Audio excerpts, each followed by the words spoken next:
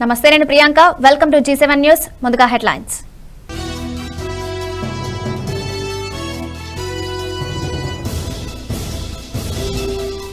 Vaccination పై AP CM YS Jagan కీలక నిర్ణయం.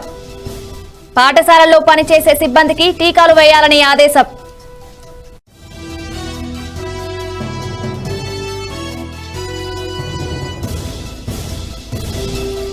Huzurabad TRS అభ్యర్థిగా గెల్లు శ్రీనివాస్ యాదవ్. టీఆర్ఎస్ బీజేపీల మధ్య పోటీ ఉంటుందన్న మంత్రి హరీష్ రావు.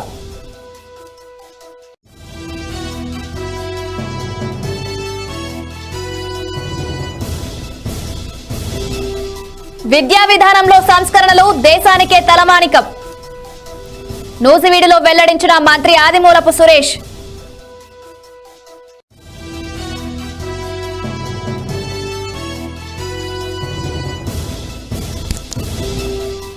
టీటీడీ చైర్మన్ గా వైవి సుబ్బారెడ్డి ప్రమాణ స్వీకారం.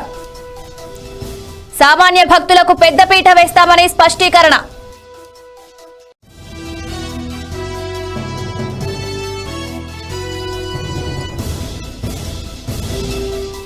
ఎంపీలు ప్రవర్తిస్తున్న తీరుపై రాజ్యసభ చైర్మన్ కలత. తీవ్ర భావోద్వేగానికి లోనైన వెంకయ్య నాయుడు.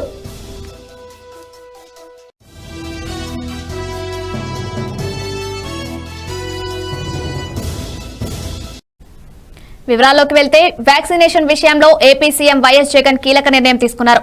పాఠశాలలను ఓపెన్ చేయాలని డిమాండ్లు వస్తున్న నేపథ్యంలో రాష్ట్రంలోని ఉపాధ్యాయులతో పాటు పాఠశాలల్లో పనిచేసే సిబ్బందికి కరోనా టీకాలు వేయాల్సిందిగా అధికారులను ఆయన ఆదేశించారు. గ్రామం యూనిట్ గా వ్యాక్సిన్లు వేయాలని సూచించారు. ప్రాధాన్య క్రమంలో వ్యాక్సిన్లు వేయడానికి వీలవుతుందని చెప్పారు. ఇవాళ ఆయన వ్యాక్సినేషన్ కార్యక్రమంపై సమీక్ష చేశారు. 18 నుండి 44 ఏళ్ల వారికి టీకాలు వేసేందుకు చర్యలు తీసుకోవాలని సూచించారు.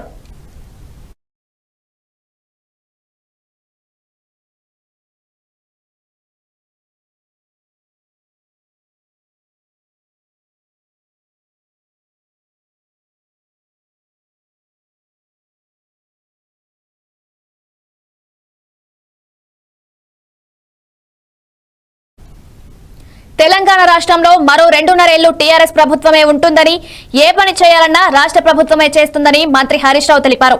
ప్రజలు ఈటలకు ఓటు వేస్తే వారికి ఆయన ఏం చేస్తారో సమాధానం చెప్పాలన్నారు. కరీంనగర్ జిల్లా ఇల్లందకుంటలో ఏర్పాటు చేసిన టీఆర్ఎస్ ప్రజా ఆశీర్వాద సభలో మాట్లాడారు. హుజూరాబాద్ టీఆర్ఎస్ అభ్యర్థిగా ఎంపికైన గెల్లు శ్రీనివాస్ యాదవ్ మాట్లాడుతూ పోటీ చేసే అవకాశం కల్పించిన సీఎం కేసీఆర్ కు పాదాభివందనాలు తెలిపారు. పేద కుటుంబం నుంచి వచ్చిన తనకు ఈ అవకాశం ఇచ్చారని చెప్పారు. దీనికి ముందు హుజూరాబాద్ మండలంలోని కేసీ క్యాంప్ వద్ద రాష్ట్ర ఆర్థిక మంత్రి హరీష్ రావుకు ఆ నియోజకవర్గ వాసులు ఘన స్వాగతం పలికారు. పట్టణంతో పాటు వివిధ గ్రామాల నుండి వచ్చిన కార్యకర్తలు, మంత్రులు హరీష్ రావు, గంగుల కమలాకర్ తో కలిసి కేసీ క్యాంపు నుంచి అంబేద్కర్ చౌరస్తా వరకు భారీ బైక్ ర్యాలీ నిర్వహించారు. అమరవీరుల స్తూపానికి మంత్రులు నివాళులర్పించారు. అనంతరం అంబేద్కర్ విగ్రహానికి పూలమాలలు వేశారు.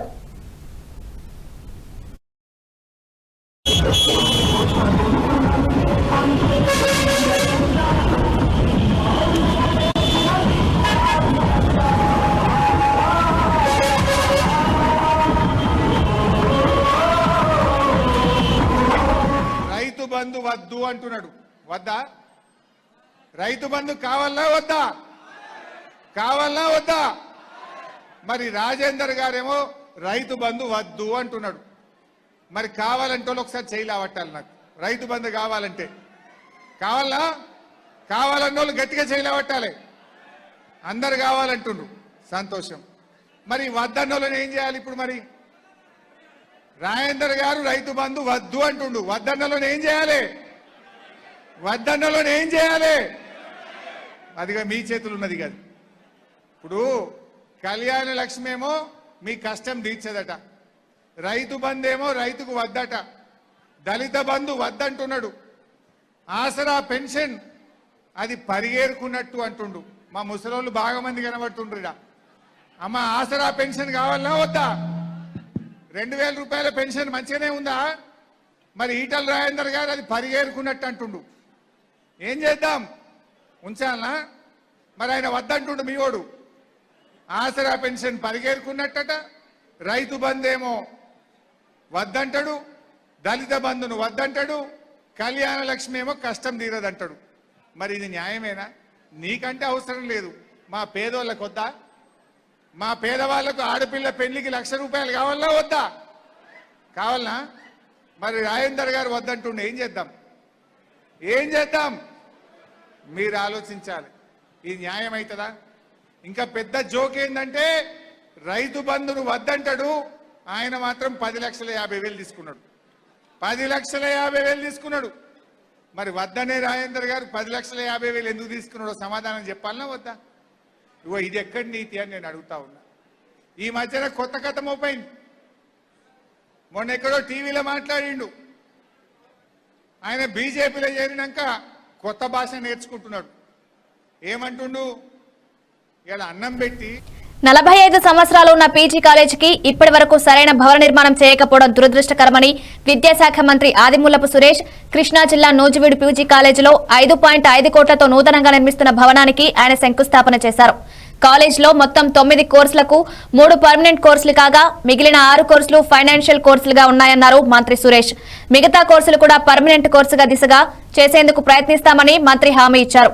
నూజివీడు శాసనసభ్యులు మేకా వెంకట ప్రతాప్ అప్పారావు మాట్లాడుతూ కాలేజీలో ఫంక్షన్లో ప్రోగ్రాం కండక్ట్ చేయడానికి ఆడిటోరియం లేదని, ఆడిటోరియం నిర్మించాలని, అదేవిధంగా మిగిలిన 6 ఫైనాన్షియల్ కోర్సులు కూడా పర్మనెంట్ కోర్సుగా చేయాలని కోరారు. ఇప్పుడున్న పీజీ కాలేజ్ ఎంఆర్ అప్పారావు 5 ఎకరాల భూమి డొనేట్ చేశారని గుర్తు చేశారు. ఈ కార్యక్రమానికి పీజీ కాలేజీ విద్యార్థులు, college staff, municipality chairman RDO Rajalakshmi, YSRCP నాయకులు, కార్యకర్తలు పాల్గొన్నారు.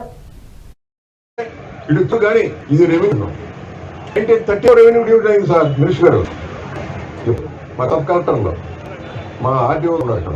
ఎందుకంటే మేము చెప్పేది ఏంటంటే ఇక్కడ 2 పాలిటెక్నికల్ ఉన్నాయి, పాలిటెక్నికల్ పెట్టాం. అదేవిధంగానే ఏంటంటే అనేక స్కూల్స్ పెట్టాం, అనేక డిగ్రీ కాలేజీలు పెట్టాం, జూనియర్ కాలేజీలు ఉన్నాయి. ఇవాళ మరి నిజంగా హాస్పిటల్ వాళ్ళు అడిగితే ఆ రోజున రాజశేఖర రెడ్డి గారి దగ్గరికి వెళ్ళి 5 నిమిషాల్లో బీఎస్సీ నర్సింగ్ కూడా తీసుకొచ్చి నర్సింగ్ కూడా పెడతాం జరిగింది.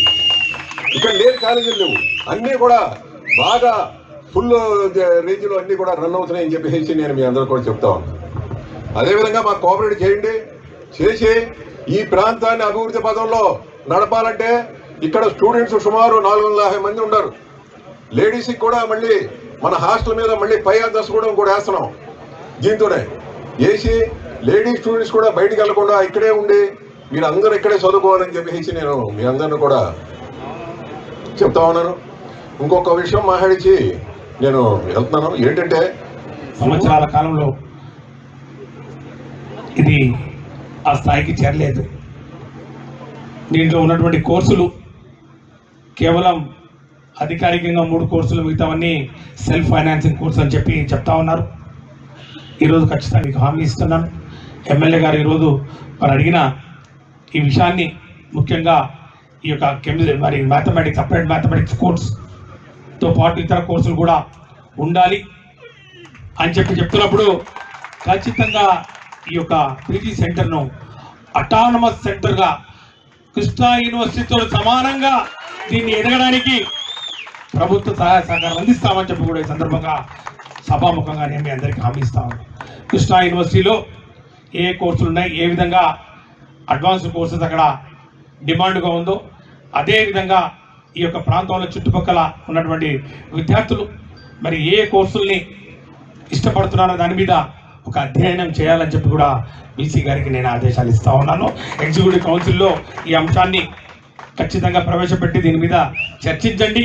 ఈ యొక్క నూజివీడు కేంద్రంగా ఈ పీజీ సెంటర్ను ఒక అటానమస్ ఇన్స్టిట్యూట్గా, యూనివర్సిటీకి సంబంధం లేకుండా ఇది కూడా యూనివర్సిటీతో సమానంగా స్వయం ప్రతిపత్తి కలిగే విధంగా దీన్ని అభివృద్ధి చేసే దిశలో ఖచ్చితంగా రాష్ట్ర ప్రభుత్వం మీకు అండగా ఉంటుందని చెప్పి కూడా సందర్భంగా సవినయంగా మీ అందరికీ మనవి చేసుకుంటూ, ముఖ్యమంత్రి గారి ఆలోచన విధానం ఎన్ఈపీ తెలంగాణ రాష్ట్రంలోనే పవిత్రమైన ఆలయం రాజన్న ఆలయమని, రాష్ట్రంలోనే ఎక్కువ భక్తులు వచ్చేది వేములవాడ శ్రీ రాజరాజేశ్వర స్వామి దేవస్థానానికేనని రాష్ట్ర దేవాదాయ శాఖ మంత్రి ఐకే రెడ్డి అన్నారు. వేములవాడ శ్రీ రాజరాజేశ్వర స్వామి దేవస్థానానికి సంబంధించిన భీమేశ్వర సదన్ 60 వసతి గదులు నిర్మాణంను ఆయన ప్రారంభించారు.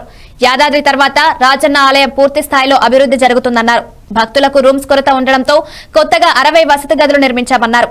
కరోనా సమయంలో సైతం రాజన్న ఆలయానికి వేలాది మంది వస్తున్నారని జాగ్రత్తలు తీసుకోవాలన్నారు.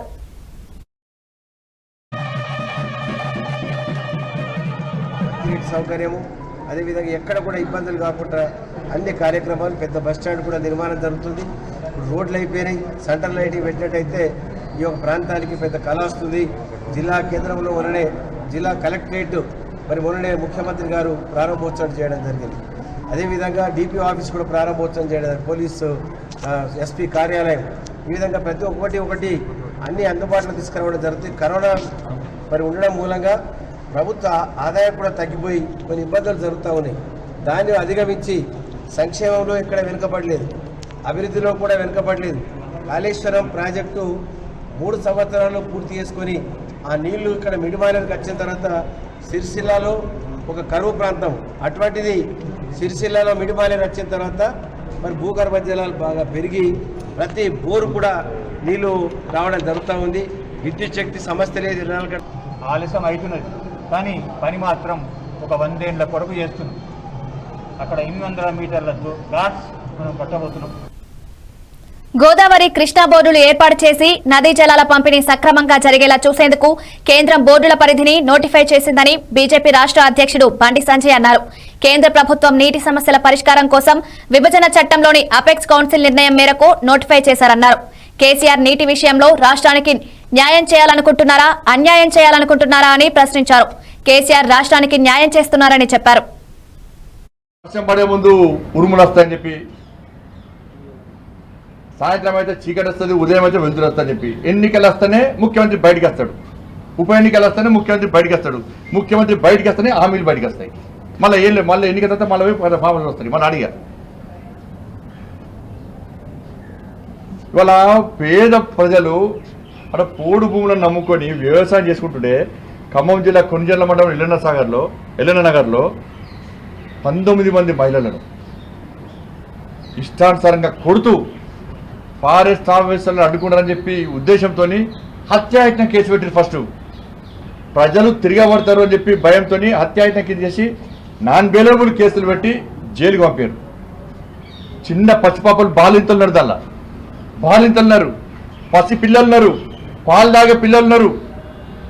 వాళ్ళందరూ అడుగుతా కూడా వాళ్ళందరినీ నెట్టేసి ఇచ్చిన ప్రతి హామీని ముఖ్యమంత్రి వైఎస్ జగన్ నెరవేరుస్తున్నారని ఎమ్మెల్యే జోగి రమేష్ అన్నారు. ఆయన మీడియాతో మాట్లాడుతూ అన్ని వర్గాల అభివృద్ధికి సీఎం జగన్ చర్యలు తీసుకుంటున్నారని చెప్పారు. నేతన్నలకు చంద్రబాబు 50 పైసలైనా ఇచ్చారా అని సూటిగా ప్రశ్నించారు. బీసీల తలరాత మార్చిన నాయకులు సీఎం జగన్ అని కొనియాడారు. మంత్రుల్లో బీసీలకు పెద్దపీట వేశారని, 4 రాజ్యసభ సీట్లలో 2 బీసీలకు ఇచ్చారని తెలిపారు. వేశాడా అనేది ఒకసారి చేనేత కుటుంబాలను అడగాలి. మగ్గం నేసే అక్క చెల్లెమ్మలను అడగాలి. ఆ వృత్తి మీద ఆధారపడి జీవిస్తున్న అన్నలను అడగాలి. అమ్మఒడి తీసుకుంటున్న నేతన్న కుటుంబాలని, నేతన్న అన్నదమ్ములను అడగాలి. ఆసరా పొందిన అక్క చెల్లెలను అడగాలి. చేయూత ద్వారా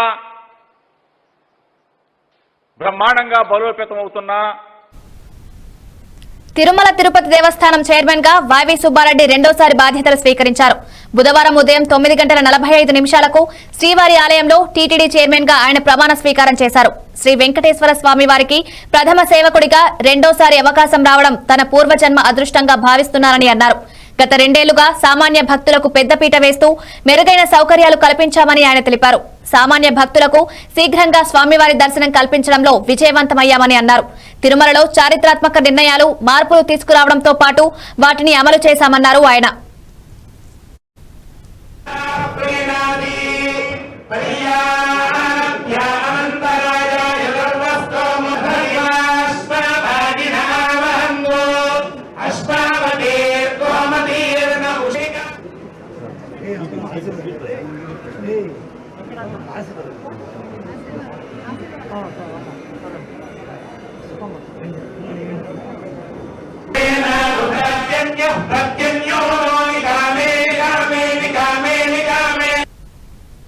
రాజ్యాంగ సవరణ బిల్లుపై ఇవాళ రాజ్యసభలో టీఆర్ఎస్ ఎంపీ డాక్టర్ బండా ప్రకాష్ మాట్లాడారు.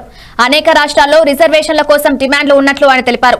అయితే రిజర్వేషన్లపై 50% సీలింగ్ విధించడం వల్ల అది ఎలా సాధ్యమవుతుందని ఆయన ప్రశ్నించారు. ఏ డేటా ఆధారంగా 50% రిజర్వేషన్ కల్పించాలని సుప్రీం నిర్ణయించిందన్నారు. దానికి శాస్త్రీయ ఆధారం ఏమీ ఉందని ఆయన ప్రశ్నించారు. లోక్సభ, రాజ్యసభల్లో ఎంతమంది ఓబీసీ సభ్యులు ఉన్నారో పరిశీలించాలని ఆయన కేంద్రాన్ని కోరారు. శాసనసభ, పార్లమెంట్లలో రాజకీయ రిజర్వేషన్ల అంశాన్ని నిర్ణయించాలని కోరారు. As all the speakers said, even Parliamentary Standing Committee, even at the time of discussions of that amendment also, several political parties said the problem of amendment, it will take it away the powers of the states. But that time, leader of the floor also, he has given assurance that will not be taken, but unfortunately it has happened. Now, we will appreciate the government of India for rectifying their mistakes and giving back the powers of the state government, sir. Sir, before we are going into the implementation, always there is a problem. If states has to maintain their list, but demand of the reservations are more in the states. In several states, there is so many demands. In Maharashtra, Marathas, in Rajasthan, Gujars and other states, other communities are demanding for the more reservations. For with the 50% cap on the reservations, we will not get particular reservations, sir. If you see the central government directions also, in particular recruitments, sir, sometimes when SC's population is increased, the BC's reservation is decreasing. That is only 50% we have to do. You kindly go through the DOP statement on the open competition civil services post. The reservations is implementing only 25 point some odd, not 27%, sir. 22. Sometimes it will go reduce. Because of the 50% cap, Telangana government given 34% reservations to the local bodies. We compelled to go down to 24%, sir. Always it is happening in the case. రాజ్యసభలో OBC రాజ్యాంగ సవరణ బిల్లుకు మద్దతు YSR Congress party ప్రకటించింది. YSRCP party తరపున మాట్లాడిన MP Pilli Subhash Chandrabose OBC రాజ్యాంగ సవరణ బిల్లును ఆహ్వానిస్తున్నామని తెలిపారు. ఈ బిల్లును తీసుకురావడానికి మరి కృషి చేసినటువంటి గౌరవ ప్రధానమంత్రి గారు శ్రీ నరేంద్ర మోడీ గారికి, మాకు ఇక్కడ మాట్లాడటానికి మనకు పూర్తి స్వేచ్ఛ అధికారం ఇచ్చారు మా గౌరవ ముఖ్యమంత్రి గారు శ్రీ జగన్మోహన్ రెడ్డి గారికి సభ ద్వారా ధన్యవాదాలు తెలియజేస్తూ అధ్యక్ష, ఈ బిల్లులో ఉన్నది ఏంటంటే అధ్యక్ష, భారతదేశంలో ఉన్నటువంటి అన్ని రాష్ట్రాలు, కేంద్రపాలిత ప్రాంతం వెనుకబడిన తరగతుల జాబితా తయారు చేసే అధికారం బదలాయిస్తూ రాజ్యాంగం 342A సవరిస్తూ ప్రవేశపెట్టినటువంటి ఈ బిల్లు ఆహ్వానించదగ్గది, ఆమోదించదగ్గది కూడా. 2018 సంవత్సరంలో 102వ భారత రాజ్యాంగ సవరణ చేస్తూ ఆర్టికల్ 342A, 366 మరియు 336Bలను రాజ్యాంగంలో అదనంగా పొందుపరచడం జరిగింది అధ్యక్ష. ఆర్టికల్ 338B అది establishment of national BC commission. Article 342A pertained to the central list of OBCs. Article 366, 26C as to define the social and educational backwardness of backward classes. Anantapuram జిల్లా హిందూపురం, విజయవాడలో నేడు ఏపీ ఆగ్రోస్ చైర్మన్ గా ప్రమాణ స్వీకారం చేసి AP ప్రభుత్వ ముఖ్య సలహాదారు సజ్జల రామకృష్ణారెడ్డి సమక్షంలో పదవి బాధ్యతలు స్వీకరించిన హిందూపురానికి చెందిన వైసీపీ నేత బుక్కపట్నం నవీన్ నిశ్చల్. ఈ సందర్భంగా ఆయన మాట్లాడుతూ ముఖ్యమంత్రి జగన్మోహన్ రెడ్డి అప్పగించిన బాధ్యతను వ్యవసాయ శాఖ మంత్రి కన్నబాబు సహకారంతో వ్యవసాయ రంగాన్ని అభివృద్ధి బాటలో నడిపిస్తారని పేర్కొన్నారు. కాగా గతంలో 3 సార్లు ఎమ్మెల్యేగా పోటీ చేసి గత సార్వత్రిక ఎన్నికల్లో అధిష్టానం నిర్ణయం మేరకు నడుచుకున్న నవీన్ నిశ్చల్ కు ఏపీ ఆగ్రోస్ చైర్మన్ గా కేబినెట్ హోదాతో కూడిన పదవి ప్రమాణం స్వీకారం చేసిన సందర్భంగా సంతోషం వ్యక్తం చేస్తూ హిందూపురం నియోజకవర్గ వ్యాప్తంగా నవీన్ నిశ్చల్ అభిమానులు, వైకాపా కార్యకర్తలు ఆయన కటౌట్ కు పాలాభిషేకం చేసి సంబరాలు చేసుకున్నారు.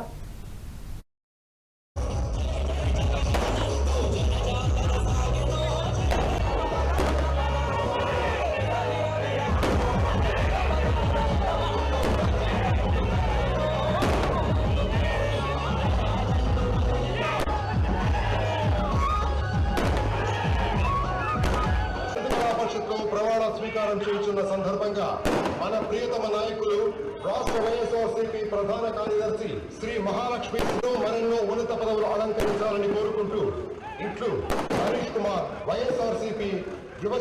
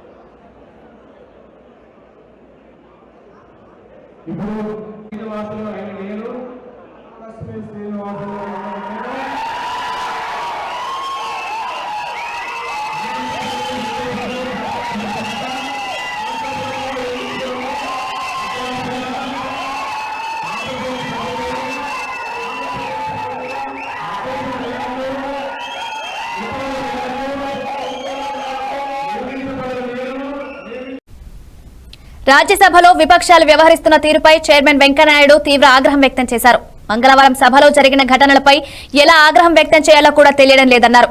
తాను నిద్రలేని రాత్రి గడిపానని చెబుతూ వెంకయ్య భావోద్వేగానికి గురయ్యారు. పార్లమెంటు ఓ దేవాలయం వంటిది. సభ పవిత్రతను కాపాడడంలో అందరూ విఫలమయ్యారన్నారు. కొందరు సభ్యులు టేబుల్స్ పై ఎక్కి కూర్చోవడం బాధించింది అని వెంకయ్య అన్నారు. ఇలాంటి పరిస్థితుల్లోనూ సభను నడపలేనంటూ మధ్యాహ్నం వరకు రాజ్యసభను వాయిదా వేశారు. This thing, and you have got every right, members have got every right to demand for it withdrawal also, but it is for the government to act. You can't force the government to do this or not to do this. Different kinds are admitted by chair. Language used by the list of business is drafted in such a way that it is acceptable to all sections of the house without denting the thrust of the issue to be discussed. It happened yesterday too, and the chair has been doing it for a year.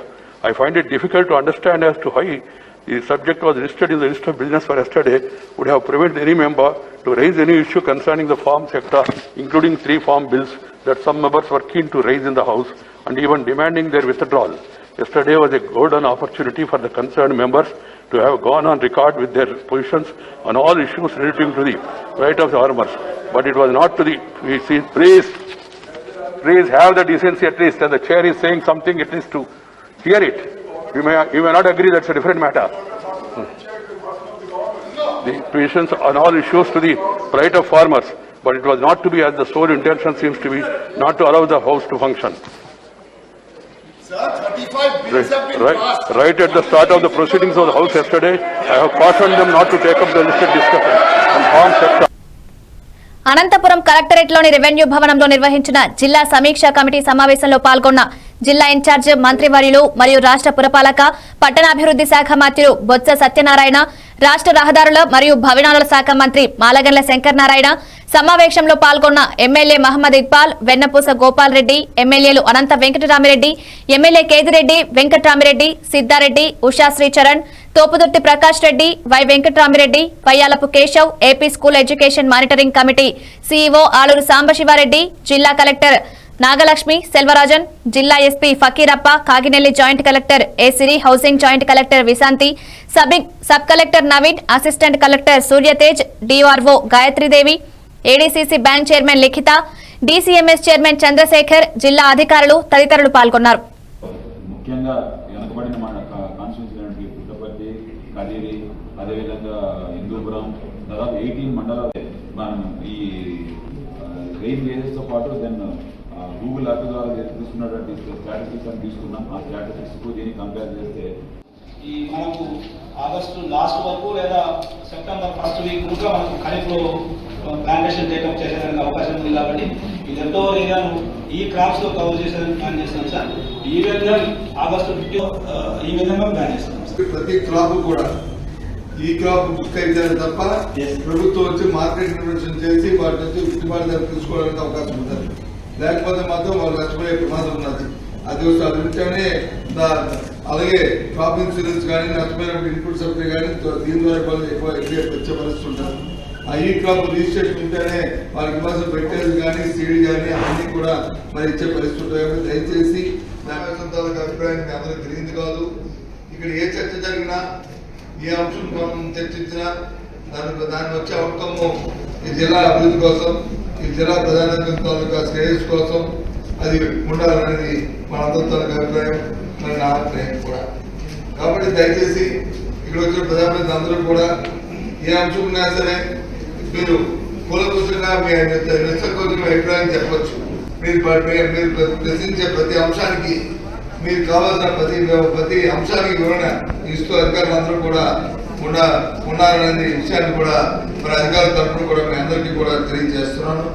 మరి అదేవిధంగా మరి ఇవాళ ఈ కుటుంబానిగా మరి ఎజెండాను ప్రారంభించే ముందు మరి మీడియా సోదరులు కూడా దయచేసి మీరు బయట ఉండే విశాఖ జిల్లా ఎస్ రాయవరం మండలం సైతారుపేట గ్రామ శివారు వినాయక నగర్ ను ఆనుకొని మందుగుండు సామగ్రి తయారీ కేంద్రానికి ప్రభుత్వం అనుమతులు ఇవ్వద్దంటూ గ్రామస్తులు ఈ రోజు తయారీ కేంద్రం వద్ద ధర్నా నిర్వహించారు.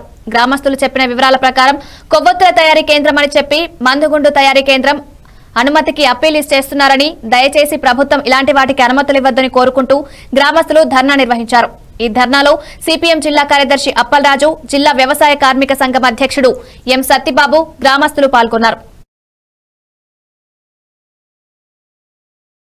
గ్రామానికి సంబంధించినటువంటి బొండా అప్పారావు అలియాస్ చిరంజీవి సన్నాప నాగేశ్వరరావు అనే అసామి ఈ వినాయక నగర్ కాలనీని ఆనుకొని మందుగుండి సామగ్రి తయారు చేసే కంపెనీ అలాగే గొడౌను ఏర్పాటు చేయడం కోసం సన్నాహాలు చేస్తూ ఉన్నారు. ప్రభుత్వానికి దరఖాస్తు పెట్టుకున్నారు. అయితే నిన్నన ఈ వినాయక నగర్ కాలనీలో ప్రభుత్వం వారు దండోర వేయించారు. ఈ దండోరాలో కూడా చాలా మోసం ఏంటంటే వాస్తవంగా ఇక్కడ పెట్టబోయేది మందుగుండి సామగ్రి తయారు చేసే కంపెనీ, కానీ ఇక్కడ కొవ్వొత్తులు తయారు చేసే కంపెనీ ఏర్పాటు చేస్తున్నామని చెప్పేసి ప్రజలను తప్పుదోవ పట్టించే పద్ధతిలో గ్రామంలో దండోరా వేయించడం జరిగింది. దూరంలో ఏర్పాటు చేయాలి, కానీ ఇక్కడ ఏర్పాటు చేయబోయేది కేవలం 100 మీటర్ల దూరంలోనే ఏర్పాటు చేస్తూ ఉన్నారు. అక్కడ ఏమైనా మృతదేహాలు దహనం చేసినప్పుడు అక్కడ అగ్గిరవలు ఏమైనా పైకి ఎగిరి ఆ కంపెనీ మీద పడి ప్రమాదం జరిగితే దానికి ఎవరు బాధ్యత వహిస్తారు? అందరికీ నమస్కారం అండి. మా గ్రామానికి దగ్గరగా ఆనుకొని ఊరు దగ్గరగా ఉండడం దగ్గర పెట్టి బాంబుల కంపెనీ పెడతామని అంటున్నారండి. నిన్న సాయంత్రం 4 గంటలకు దండోర వేశారండి. కొవ్వొత్తులు చేస్తున్నాం, తయారు చేయబడిన అని పెట్టారండి. అప్పటి వరకు మాకు తెలియదు ఏం పెడుతున్నారు ఏం చేస్తున్నారు అన్నది. అక్కడికి దగ్గరగా సొమ్ము వ్యవసాయం చేసి ఉన్న పాకలు, సొమ్ముల పాకలు అవన్నీ ఇల్లులు దగ్గరగా ఉన్నాయండి. మాకు ఇది ఏమన్నా జరిగితే మా ప్రాణాలు ఏమైపోతుందో చెప్పండి. మా గ్రామానికి ఏదన్నా చెప్పండి. మా ప్రాణాలతో చలగాటాలు ఆడి పెట్టొద్దని మేము అందరికీ. చేనేత కార్మికులకు రాష్ట్ర వ్యాప్తంగా పూర్తి స్థాయిలో న్యాయం చేయకుండా మోసం చేసిందంటూ అనంతపురం జిల్లా హిందూపురం పట్టణంలో టీడీపీ నిరసన కార్యక్రమం చేపట్టారు. రాష్ట్ర వ్యాప్తంగా 1,20,000 మంది చేనేత కార్మికులు ఉండగా 80,000 మందికి మాత్రమే నేతన నేస్త పథకం వర్తించి ఆర్థిక సాయం అందజేశారని, 10,000 మందిని అనర్హులుగా ప్రకటించి మిగిలిన 30,000 మందికి తీవ్ర అన్యాయం చేస్తున్నారని, వెంటనే వారికి కూడా నేతన నేస్తం వర్తించేలా తగు చర్యలు చేపట్టాలని డిమాండ్ చేశారు. పట్నంలోని అంబేద్కర్ సర్కిల్ వద్ద బైఠాయించి నిరసన తెలిపారు. అంబేద్కర్ తహసీల్దార్ కార్యాలయం వరకు నిరసన ర్యాలీ చేపట్టి తహసీల్దార్ శ్రీనివాసుకు వినతి పత్రం అందించారు.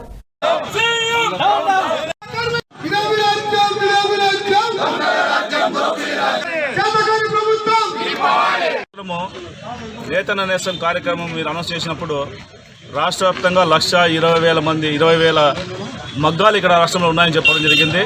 ఆ 1,20,000 మగ్గాల్లో మీరు కేవలం 80,000 మంది మాత్రమే ఇస్తూ మిగతా 40,000 మందిని సర్వే చేసి ఖచ్చితంగా మేము ఐడెంటిఫై చేసి ఇస్తామని చెప్పిన తర్వాత మీరు 10,000 మంది దీంట్లో అనర్హులుగా ఉన్నారు కాబట్టి మిగతా 30,000 మంది కూడా మేము వెంటనే విడుదల చేస్తామని చెప్పడం జరిగింది. సంవత్సర కాలమైనా ఈ రోజు కూడా మళ్ళీ గతంలో ఇచ్చినటువంటి 80,000 మందికి మాత్రమే ఇస్తున్నారు తప్ప ఈ 30,000 మంది ఎవరైతే అర్హులు ఉన్నారో వాళ్ళకి ₹1 ఇచ్చే పరిస్థితి కనిపిస్తాం లేదు.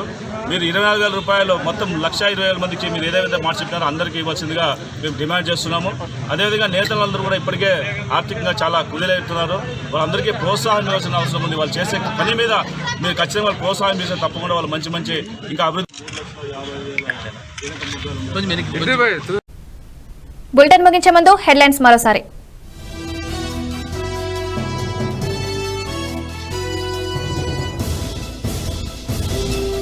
వ్యాక్సినేషన్ పై ఏపీ సీఎం వైఎస్ జగన్ కీలక నిర్ణయం.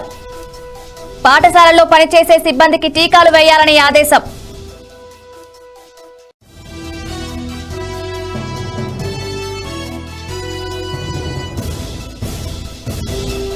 హుజూరాబాద్ టీఆర్ఎస్ అభ్యర్థిగా గెల్లు శ్రీనివాస్ యాదవ్. టీఆర్ఎస్ బీజేపీల మధ్య పోటీ ఉంటుందన్న మంత్రి హరీష్ రావు.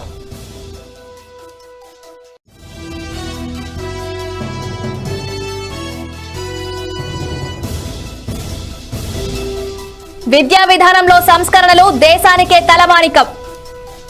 నూజివీడులో వెల్లడించిన మంత్రి ఆదిమూలపు సురేష్.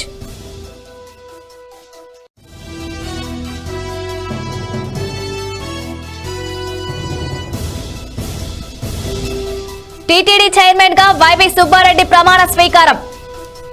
సామాన్య భక్తులకు పెద్దపీట వేస్తామని స్పష్టీకరణ.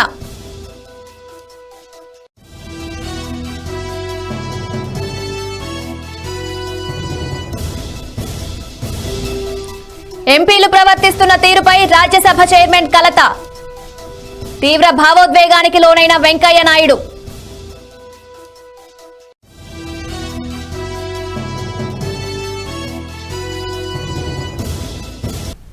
ఇవి బులెటిన్ అప్డేట్స్. మరిన్ని అప్డేట్స్ కోసం చూస్తూనే ఉండండి G7 న్యూస్.